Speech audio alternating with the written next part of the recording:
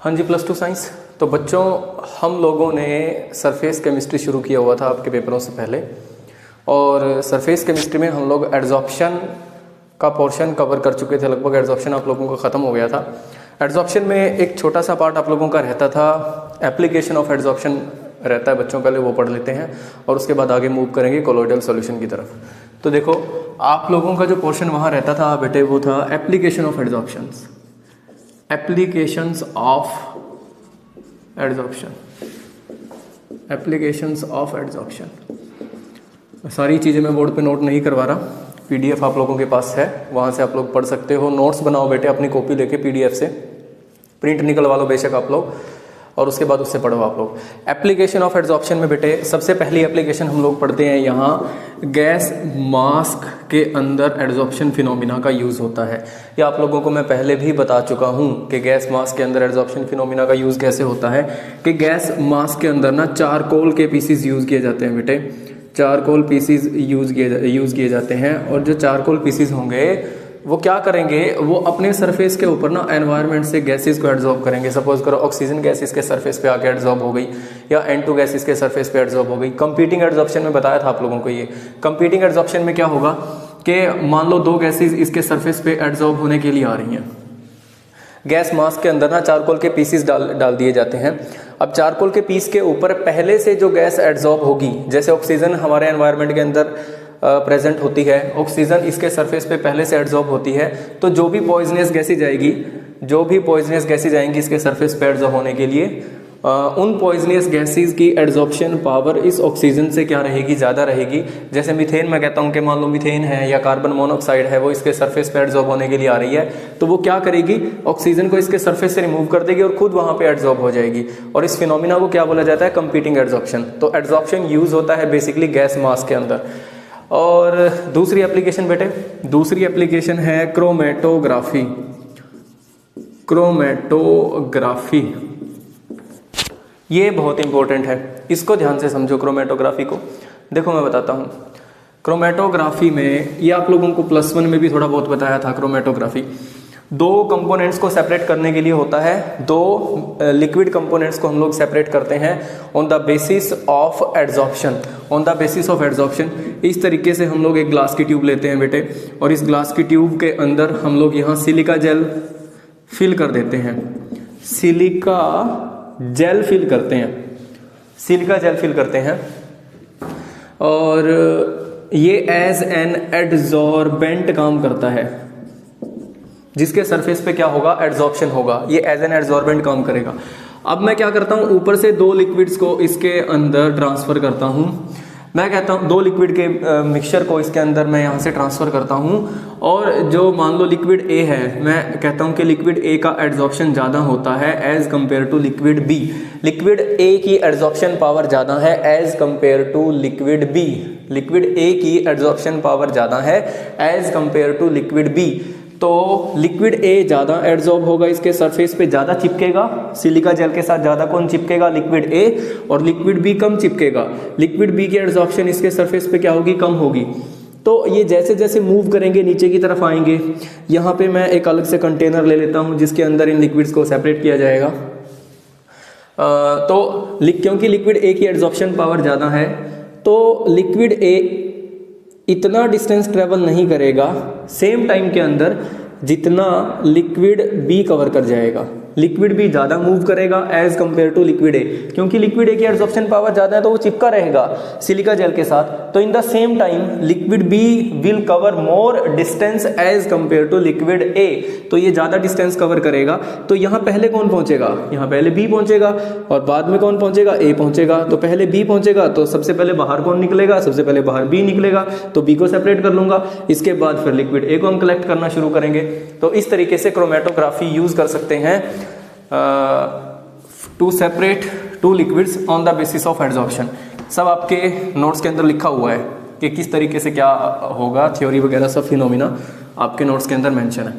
आगे चलते हैं बेटे। फिर इसके बाद जो नेक्स्ट एप्लीकेशन आप लोग पढ़ते हो, नेक्स्ट एप्लीकेशन जो आप लोगों की रहती है, ये है बेटे, एक हम लोग एड्जॉर्प्शन करते हैं, adsorption of moisture from air. इस एप्लीकेशन का यूज़ कहाँ किया जाता है? जो हमारे माइक्रोस्कोप्स होते हैं, माइक्रोस्कोप्स वगैरह की पैकिंग के लिए स्पेक्ट्रोफोटोमीटर्स होते हैं बेटे। अब ये स्पेक्ट्रोफोटोमीटर एक अपरेटस होता है जो कि केमिस्ट्री लैब में यूज़ किया जाता है to calculate the concentration of unknown solution. आप ये मानो कि लैब का एक अपरेटस है जिसके अंदर लेंस वगैरह यूज़ किए जाते हैं। माइक्रोस्कोप तो आप लोगों ने सुना ही होगा, इसके अंदर लेंस वगैरह यूज़ किए जाते हैं बेटे। तो होता क्या है कि इनके लेंस के ऊपर ना मॉइस्चर आके इकट्ठा हो जाता है जिससे लेंस के ख़राब होने का डर रहता है। तो क्या करते हैं, इनकी पैकिंग के दौरान इनके अंदर सिलिका जेल के पैकेट्स डाल देते हैं। सिलिका के पैकेट्स डाल देते हैं, नॉट जेल, सिलिका के पैकेट्स डाल देते हैं। तो जो सिलिका होगा वो अपने सरफेस के ऊपर क्या करेगा, मॉइस्चर को एब्जॉर्ब कर लेगा। तो मॉइस्चर सारा का सारा वो सिलिका के ऊपर इकट्ठा हो जाएगा और लेंस के ऊपर जाके इकट्ठा नहीं होगा, जिससे लेंस खराब होने से बच जाता है। तो this is on the basis of absorption phenomena. उसके बाद बेटे एक एप्लीकेशन और होती है इन क्योरिंग डिजीजेज, बीमारियों से बचाने में। जो हमारी मैक्सिमम ड्रग्स वगैरह होती हैं वो कोलोइडल सॉल्यूशन की फॉर्म में होती हैं। कुछ एक हमारी जो ड्रग्स होंगी वो कोलोइडल सॉल्यूशन की फॉर्म में होंगी। तो जब वो ड्रग्स हमारी बॉडी के अंदर एंटर करती हैं तो वो जर्म्स को उनके सरफेस के ऊपर एब्जॉर्ब कर लेती हैं। जितने भी बैक्टीरियाज हैं, जर्म्स हैं, जिनकी वजह से कोई भी प्रॉब्लम हो रही है, तो ड्रग्स हमारी बॉडी के अंदर एंटर करने के बाद उन जर्म्स को अपने सरफेस के ऊपर एब्जॉर्ब कर लेंगी। तो अपने सरफेस के ऊपर एब्जॉर्ब करेंगी, उसके बाद उनके साथ उनकी रिएक्शन होगी और अल्टीमेटली उनको ख़त्म करेंगी। तो इस तरीके से यहाँ भी एब्जॉर्प्शन फिनोमिना काम कर रहा है। तो ये कुछ एक एप्लीकेशंस हैं, बाकी आपके नोट्स में भी सब लिखा हुआ है, वहाँ से आप लोग पढ़ सकते हो। Not so much important part. आगे मूव करते हैं। एक इसमें से क्रोमेटोग्राफी और ये गैस मास्क वाला केस आप लोग ध्यान से देख लेना। आगे मूव करते हैं बेटे। आगे जो हम लोगों को पढ़ना है वो है कोलोइडल स्टेट। आगे हम लोगों को पढ़ना होता है कोलोइडल स्टेट। हाँ जी, ये बहुत इंपॉर्टेंट पार्ट है।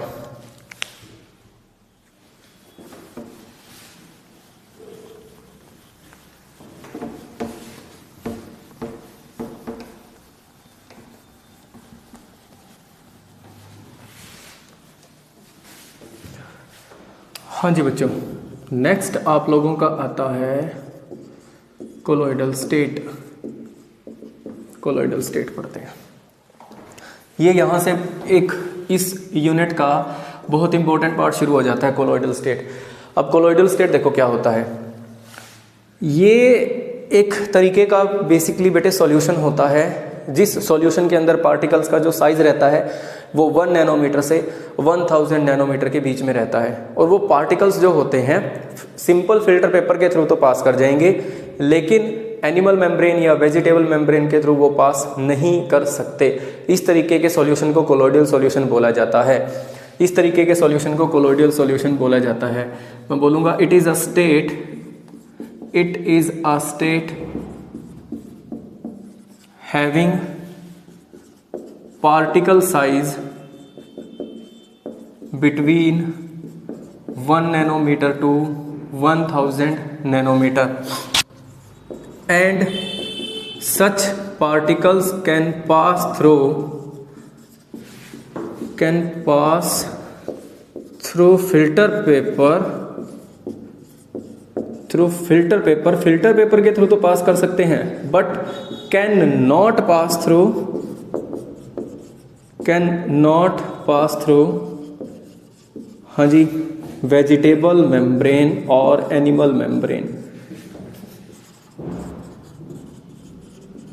और एनिमल मेम्ब्रेन के थ्रू ये पास नहीं कर सकते। उनको बोला जाता है बेटे कोलोइडल स्टेट। देखो क्या एक्चुअल सिचुएशन क्या मैं बताता हूँ, समझो ध्यान से। मैं ये कहता हूँ कि कोलोइडल सॉल्यूशन एक ऐसा सॉल्यूशन होगा बेटे, एक ऐसा सॉल्यूशन होगा जहाँ पे जो पार्टिकल्स का जो साइज रहेगा ना। अब सॉल्यूशन दो ही कंपोनेंट से मिलकर बनता है।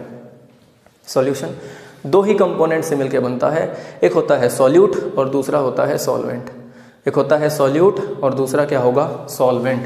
तो एक ऐसा सॉल्यूशन हम लोग लेंगे जिस सॉल्यूशन के अंदर पार्टिकल का जो साइज रहेगा वो 1 नैनोमीटर से 1000 नैनोमीटर के बीच में रहेगा। 1 नैनोमीटर टू 1000 नैनोमीटर के बीच में रहेगा। कहीं आपकी बुक्स में ना इसको मीटर की फॉर्म में भी लिखा होगा, तो वहाँ कंफ्यूज होने की ज़रूरत नहीं है। 10⁻⁻9 मीटर 1 नैनोमीटर, और 10⁻³ इंटू 10⁻⁻9 मीटर, नहीं तो ये कितना हो जाएगा, 10⁻⁻9 मीटर टू 10⁻⁻6 मीटर की रेंज हो जाएगी। इस रेंज के अंदर जो पार्टिकल्स का साइज आएगा ना, जिस सॉल्यूशन के पार्टिकल्स का साइज इस रेंज के अंदर रहेगा, उस सॉल्यूशन को मैं कोलोइडल सॉल्यूशन बोलता हूं। अच्छा, स्टेट वर्ड मैंने क्यों लगाया?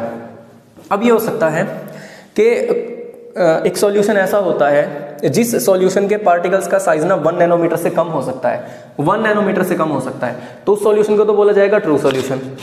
और एक सॉल्यूशन ऐसा होता है जिसके पार्टिकल का साइज 1000 नैनोमीटर से ज्यादा हो सकता है, तो उस सॉल्यूशन को बोला जाएगा सस्पेंशन। देखो, एक ऐसा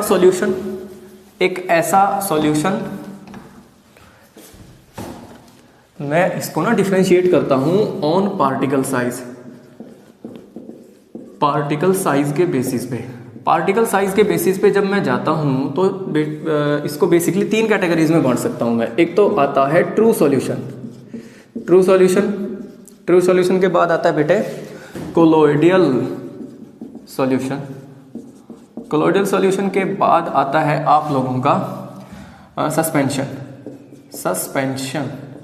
अगर पार्टिकल का साइज 1 नैनोमीटर से 1000 नैनोमीटर के बीच में होता है तो उसको तो बोलूंगा मैं कोलोइडल सॉल्यूशन। और अगर पार्टिकल का साइज छोटा हो जाता है 1 नैनोमीटर से, यहां पार्टिकल साइज है, यहां किसकी बात कर रहा हूं मैं, particle size that is less than 1 nanometre, तो उसको बोला जाएगा ट्रू सॉल्यूशन। और अगर मैं बोलता हूं कि भाई पार्टिकल साइज आप लोगों का ना वो ज़्यादा हो जाता है 1000 नैनोमीटर से, लो ये रेंज मैंने सारी लिख दी। अगर पार्टिकल का साइज 1 नैनोमीटर से छोटा हो जाता है तो वो ट्रू सॉल्यूशन बन जाएगा। अगर पार्टिकल का साइज 1 नैनोमीटर से 1000 नैनोमीटर के बीच में आता है तो वो कोलोइडल सॉल्यूशन बन जाता है। अगर पार्टिकल का साइज 1000 नैनोमीटर से ज़्यादा हो जाता है तो उसी सॉल्यूशन को मैं सस्पेंशन बोलना शुरू कर देता हूँ। तो basically this is a state है। स्टेट क्या होती है? स्टेट जो टाइम के साथ साथ चेंज हो सकती है। स्टेट वर्ड कहाँ से आता है? स्टेट क्या होता है कि जो टाइम के साथ साथ चेंज होता रहे, समझ रहे हो ना? तो अब ये है कि ये एक स्टेट है किस के बीच की, ट्रू सॉल्यूशन स्टेट के बीच की और सस्पेंशन सॉल्यूशन बीच के स्टेट की, समझ रहे हो ना? ट्रू सॉल्यूशन और सस्पेंशन सॉल्यूशन के बीच की एक स्टेट है। अगर पार्टिकल का साइज ना 1 नैनोमीटर से छोटा चला जाता है तो वो ट्रू सॉल्यूशन स्टेट हो जाएगी। अगर 1000 नैनोमीटर से ज्यादा चला जाता है तो सस्पेंशन सॉल्यूशन स्टेट हो जाएगी। और अगर पार्टिकल का साइज इन दोनों के बीच में रहता है तो वो कोलोइडल सॉल्यूशन स्टेट होगी। तो कोलोइडल सॉल्यूशन स्टेट कौन सी होती है? It is a state having a particle size between 1 nanometre to 1000 nanometre and such particles can pass through filter paper. हमारा जो सिंपल फिल्टर पेपर होता है जो हम लोग लैब वगैरह में यूज़ करते हैं, उसके थ्रू तो ये पास हो जाएगा। लेकिन एनिमल मेम्ब्रेन होती है, पार्चमेंट मेम्ब्रेन होती है, वेजिटेबल मेम्ब्रेन होती है, उसके थ्रू ये पास नहीं कर पाएगा। ठीक है जी, ये खास बात होती है सॉल्यूशन की, जो कि वेजिटेबल या एनिमल मेम्ब्रेन के थ्रू पास ना कर पाए और सिंपल फिल्टर पेपर के थ्रू पास कर जाए, उसको बोला जाएगा कोलोइडल सॉल्यूशन। पार्टिकल का साइज, मेन फैक्टर ये है भाई, पार्टिकल का साइज 1 नैनोमीटर टू 1000 नैनोमीटर, इस रेंज को याद रखो बस। 1 नैनोमीटर टू 1000 नैनोमीटर पार्टिकल का साइज रहेगा। ठीक है, तो इसको आगे और डिटेल में पढ़ते हैं हम लोग कि इसमें होता क्या है। तो ये तो कुछ इसका थोड़ा बहुत इंट्रो हुआ कोलोइडल सॉल्यूशन का। कोलोइडल सॉल्यूशन में बेटे जो मेन आगे रहेगा वो है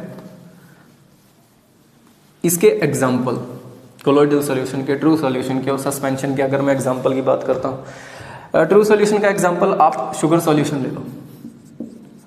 शुगर सॉल्यूशन, चीनी को पानी के अंदर जब मैं घोलता हूँ ना तो पार्टिकल का साइज 1 नैनोमीटर से कम रहेगा और वो किसके एग्जाम्पल में जाएगा? ट्रू सॉल्यूशन के एग्जाम्पल में जाएगा।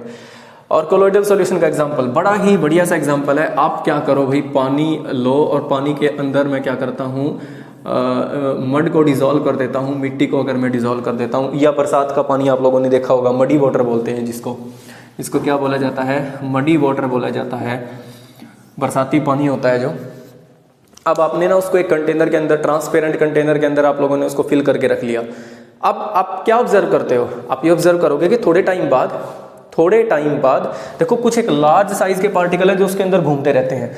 इमीडिएटली जिस टाइम आपने उसको फिल किया, जिस टाइम आपने उसको फिल किया उस कंटेनर के अंदर, तो उसके अंदर लार्ज साइज के पार्टिकल घूमते रहते हैं। तो जब वो लार्ज साइज के पार्टिकल जो घूम रहे हैं, मिट्टी के जो लार्ज साइज के पार्टिकल हैं जो घूम रहे हैं, उन पार्टिकल का साइज ना 1000 नैनोमीटर से ज़्यादा होगा।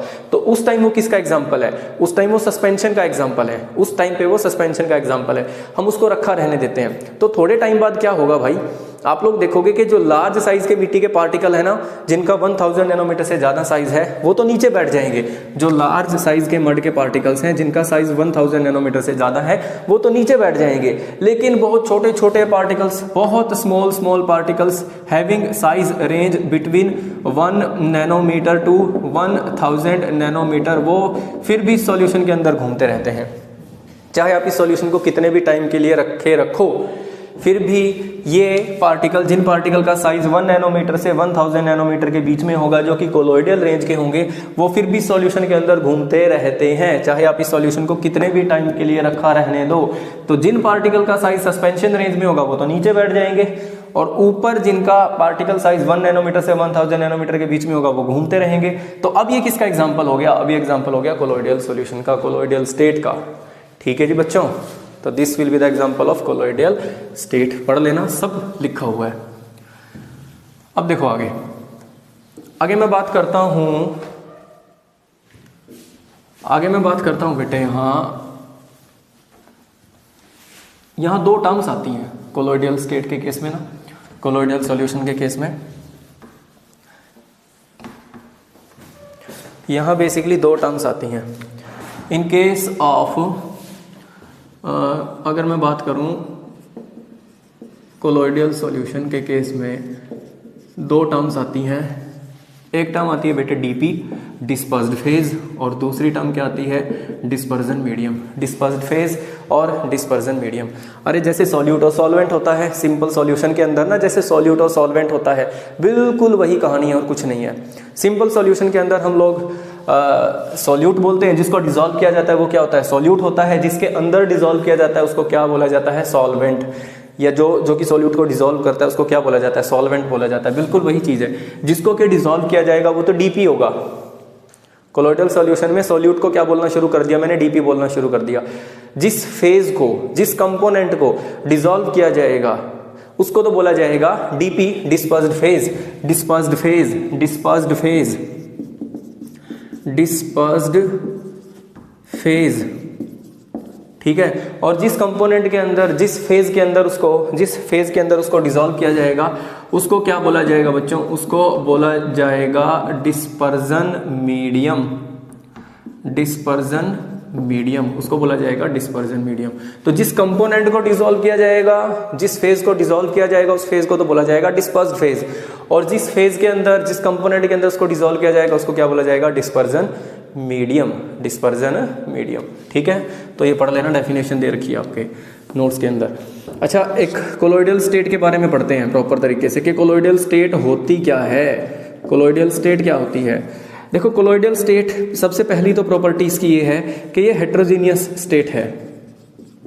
हेट्रोजीनियस है, होमोजीनियस नहीं है। आप लोग जानते हो हेट्रोजीनियस और होमोजीनियस स्टेट के बारे में। ठीक है, ये हेट्रोजीनियस स्टेट है। दूसरी बात, it is a state between किस किस के बीच में आती है? True solution state and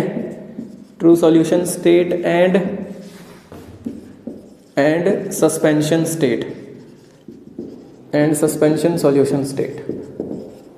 low जी, इन दोनों के बीच की एक स्टेट है। अरे पार्टिकल का साइज ही तो वेरी कर रहा है। अगर पार्टिकल का साइज 1 नैनोमीटर से कम चला जाता है तो वो ट्रू सॉल्यूशन स्टेट में चला जाएगा, और अगर पार्टिकल का साइज 1000 नैनोमीटर से ज्यादा चला गया तो सस्पेंशन सॉल्यूशन स्टेट में चला जाएगा। तो एक स्टेट आती है किसके बीच में? ट्रू सॉल्यूशन के बीच में और सस्पेंशन के बीच में एक ऐसी स्टेट आती है जहां पे पार्टिकल का साइज 1 नैनोमीटर से 1000 नैनोमीटर के बीच में रहता है। तो उसको क्या बोल दिया जाता है? उसको बोल दिया जाता है colloidal solution state, colloidal state.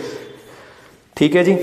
अब आगे मैं बात करता हूँ बेटे, जो कोलोइडल सॉल्यूशन होता है, तीसरी प्रॉपर्टी मैं यहाँ लिखता हूँ। अच्छा, 2 ही कंपोनेंट होते हैं इसके अंदर, कौन से? डिस्पर्स्ड फेज और डिस्पर्जन मीडियम। एक प्रॉपर्टी और है कि जो कोलोइडल सॉल्यूशन के पार्टिकल्स होते हैं, those particles does not get influenced by the gravity. Does not get influenced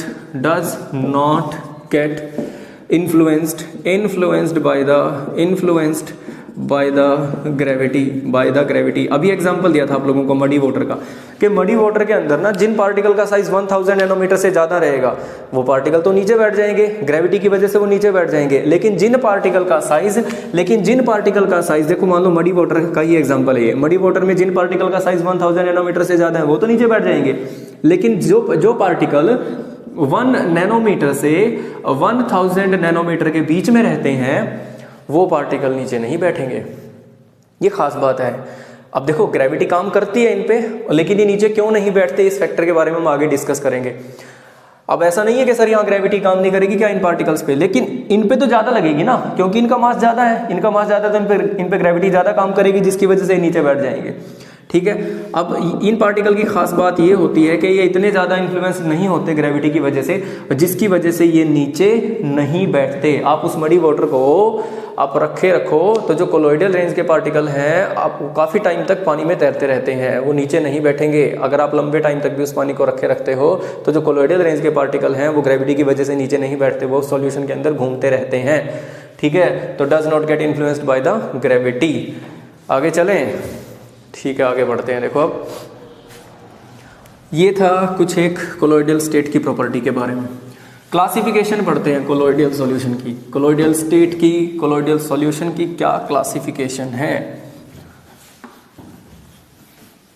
colloidal state के अंदर पार्टिकल का साइज अगर मैं 1 नैनोमीटर से कम कर देता हूं तो वो कन्वर्ट हो जाएगा ट्रू के अंदर, और अगर मैं 1000 नैनोमीटर से ज़्यादा कर देता हूं तो वही कन्वर्ट हो जाएगा सस्पेंशन के अंदर। ठीक है, क्लासिफिकेशन पढ़ते हैं बेटे। क्लासिफिकेशन हम लोग पढ़ते हैं classification of colloids. Classification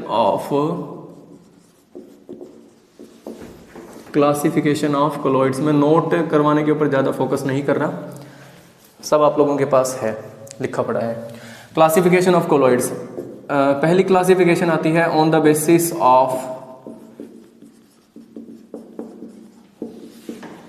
physical interaction, on the basis of physical interaction between DP and DM. अब ये डीपी डीएम मैं यूज करूंगा बार बार, आप लोगों को कंफ्यूज नहीं होना यहाँ पे कि डीपी और डीएम का मतलब क्या है।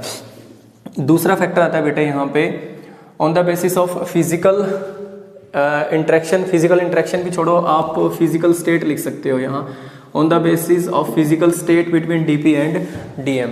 दूसरा कर लो आप ऑन द बेसिस ऑफ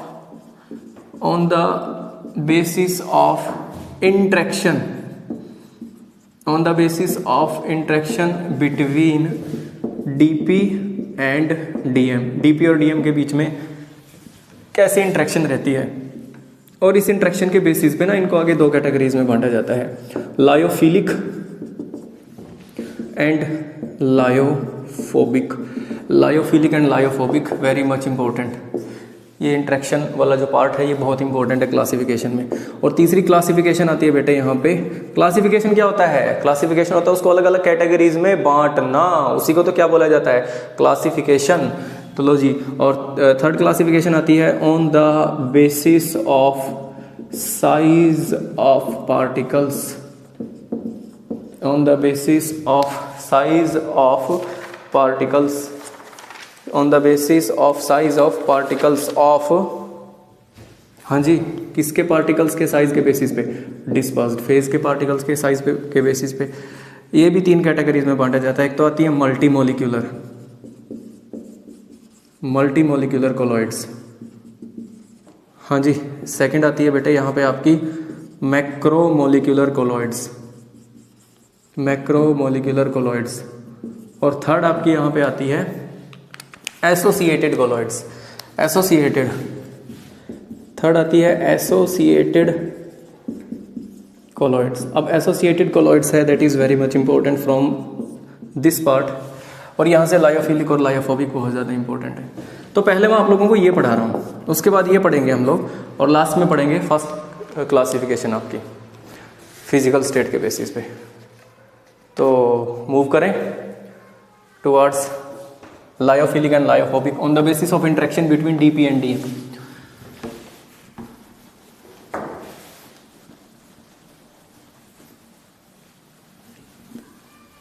समझ लो, और नोट आप लोग आपके जो नोट्स हैं वहाँ से कर सकते हो सब। लो मैं कहता हूँ बेटे on the basis of interaction, first है जो on the basis of, first नहीं सेकंड थी, on the basis of interaction between DP and DM. लो जी, डीपी और डीएम के बीच में इंटरेक्शन के बेसिस पे, तो पहली कैटेगरी जो हमारी यहाँ आती है ना, वो आती है लायोफिलिक की, लायोफिलिक कोलॉइड्स की आती है फर्स्ट जो क्लासिफिकेशन आती है। अब लायो का मतलब होता है बेटे यहाँ पे लिक्विड, और फिलिक का मतलब होता है लविंग।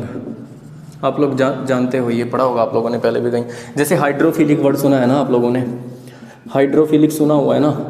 हाइड्रो का मतलब क्या होता है यहाँ पे, अगर मैं बात करूँ वाटर, और फिलिक का मतलब क्या होता है लविंग। एक हाइड्रोफिलिक पार्ट होता है, एक हाइड्रोफोबिक पार्ट होता है, एक हाइड्रोफिलिक होगा, एक हाइड्रोफोबिक होगा।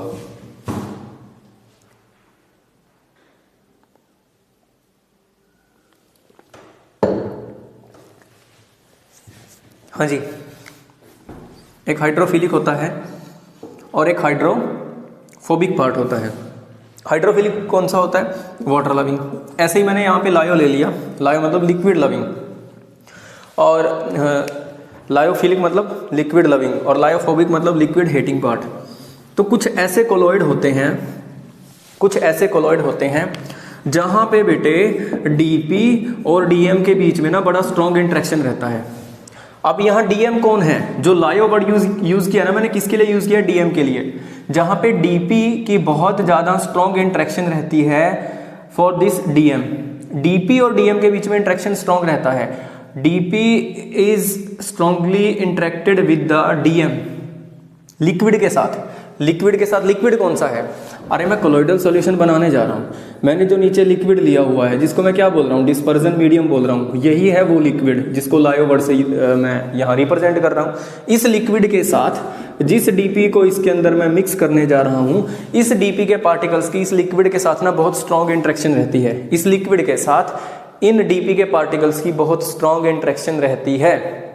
लायोफिलिक के अंदर डीपी और डीएम के बीच में इंटरेक्शन क्या रहेगा, बहुत स्ट्रॉन्ग रहेगा। तो such type of colloids are called lyophilic colloids, lyophilic colloids. तो अगर मैं किसी लिक्विड के अंदर मान लो मैं स्टार्च को डिसॉल्व कर देता हूँ, स्टार्च का और उस अगर मैं किसी डीएम के अंदर स्टार्च को डिसॉल्व कर देता हूँ, तो स्टार्च का और उस डीएम के बीच में जो इंटरेक्शन है वो क्या रहेगा, स्ट्रॉन्ग रहेगा। Such type of colloids are called lyophilic colloids. अच्छा, इन कोलॉइड्स की कुछ एक खास प्रॉपर्टीज होती हैं। पहली प्रॉपर्टी तो ये कि these are quite stable, highly stable होती हैं। भाई स्टेबल तो बनेगी बनेगी, स्टेबल तो बनेगी बनेगी। एक चीज और बताता हूं, देखो आप लोगों को, अभी मैं ना आगे जहां भी कोलॉइडल सॉल्यूशन वर्ड आएगा, जहां भी कोलॉइडल सॉल्यूशन वर्ड आएगा, मैं सीधा ना वहां लिखूंगा सोल। सोल का मतलब भी कोलॉइडल सॉल्यूशन है। मैं अकेला सोल वर्ड यूज करना शुरू कर दूंगा, वहां पे सोल वर्ड यूज करूंगा, इसका मतलब वहां किसकी बात हो रही है, कोलॉइडल सॉल्यूशन की बात हो रही है। तो जो ये हैं, ये हाईली स्टेबल होते हैं, क्वाइट स्टेबल होते हैं। बहुत ज्यादा स्टेबल होंगे भाई, बिल्कुल स्टेबल होंगे, क्योंकि डीपी और डीएम के बीच में इंटरेक्शन क्या रहेगा, स्ट्रॉन्ग रहेगा, तो हाईली स्टेबल रहेंगे। अच्छा, अगर मैं इनकी स्टेबिलिटी को डिस्टर्ब करना चाहता हूं, I want to destabilize this solution. Sir destabilize कैसे होगा, डिस्टेबलाइज ऐसे होगा कि डीपी और डीएम को सेपरेट कर दो, दोनों कंपोनेंट से मिलकर सॉल्यूशन बना है, मैं सॉल्यूशन को खत्म करना चाहता हूं, तो सॉल्यूशन खत्म कैसे होगा, डीपी को अलग कर दो और डीएम को अलग कर दो, डीपी को अलग कर दो और डीएम को अलग कर दो। इस सॉल्यूशन को मैं खत्म करना चाहता हूं। इस सॉल्यूशन को अगर मैं डिस्टेबलाइज करना चाहता हूं, अगर मैं किसी भी मेथड से, कोई भी मेथड लगा के मैं डीपी और डीएम को अलग अलग कर देता हूं इस सॉल्यूशन में, डीपी अलग हो गया और डीएम अलग हो गया। मान लो डीपी के पार्टिकल नीचे बैठ गए किसी तरीके से बताता हूं कुछ एक एग्जांपल देके, और डीएम अलग हो गया और डीएम हो गया अलग, तो सॉल्यूशन क्या हो जाएगा, डिस्टेबलाइज। सॉल्यूशन क्या हो जाएगा, डिस्टेबलाइज हो जाएगा। देखो एक एग्जांपल देके क्लियर करता हूं कि ये कैसे चीज हो सकती है, डिस्टेबलाइज कैसे होगा, ये सब कैसे होगा।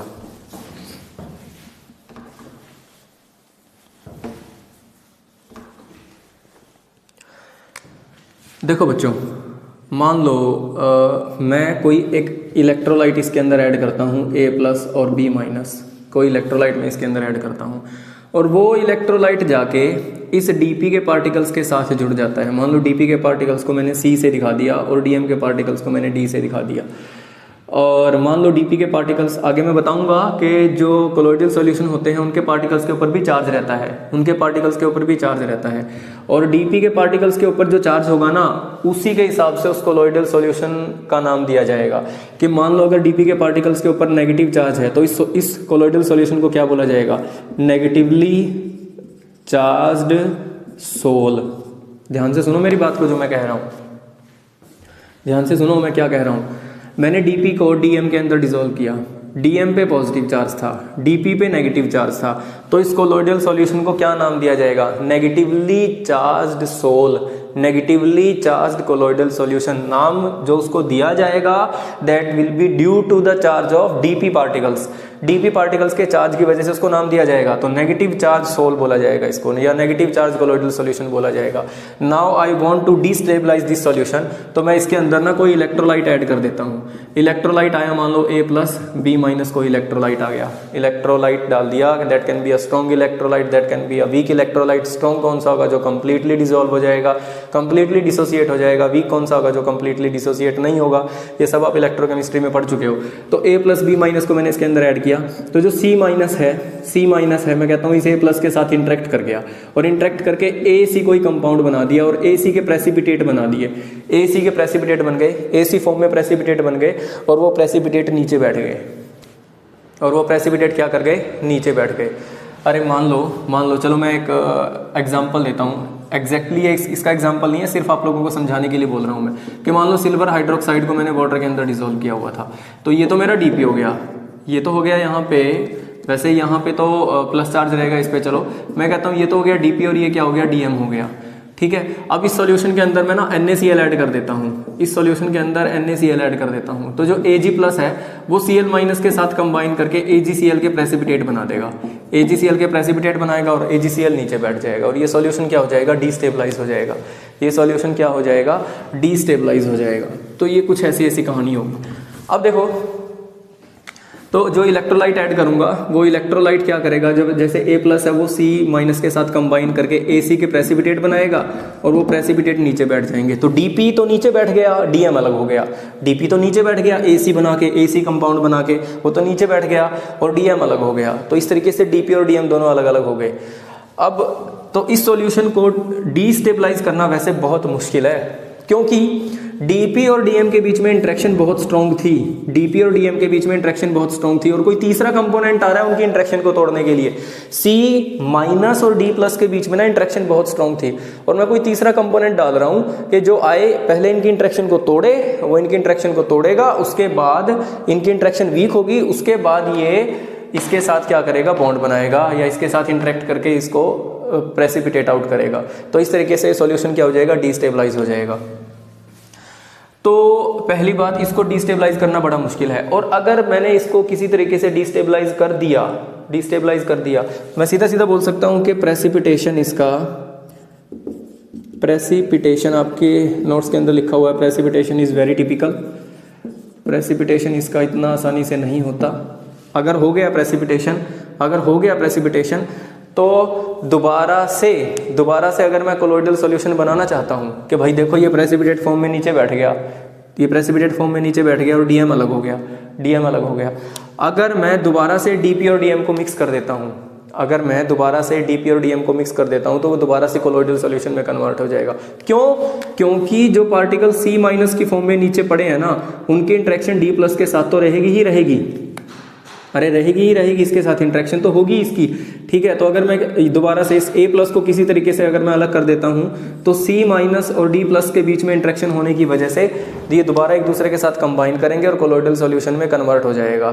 तो मैं ये कह रहा हूं, पूरी कहानी सुनो। C- और D+ को मैंने अलग कर दिया प्रेसिपिटेट बना के, ठीक है, which is a very typical process, जो बहुत मुश्किल होता है दोनों को सेपरेट करना, दोनों को अलग अलग करना बहुत मुश्किल होता है। ठीक है, इन केस ऑफ लायोफिलिक अगर मैंने किसी मेथड से उनको अलग कर भी दिया, किसी तरीके से उनको अलग कर भी दिया, तो अगर मैं डीपी और डीएम को दोबारा मिलाऊंगा ना, तो बहुत आसानी से एक दूसरे के साथ just by simple mixing just by simple mixing, just by simple shaking, दोनों एक दूसरे के साथ दोबारा मिक्स होकर कोलॉइडल सॉल्यूशन बना देंगे। एक खास बात है इसकी। तो तीसरा पॉइंट ये है कि just by simple mixing of DP and DM, दोनों एक दूसरे के साथ दोबारा क्या करेंगे, इंटरेक्ट करेंगे एंड फॉर्म और क्या बना देंगे, कोलॉइडल सॉल्यूशन बना देंगे, एंड फॉर्म कोलॉइडल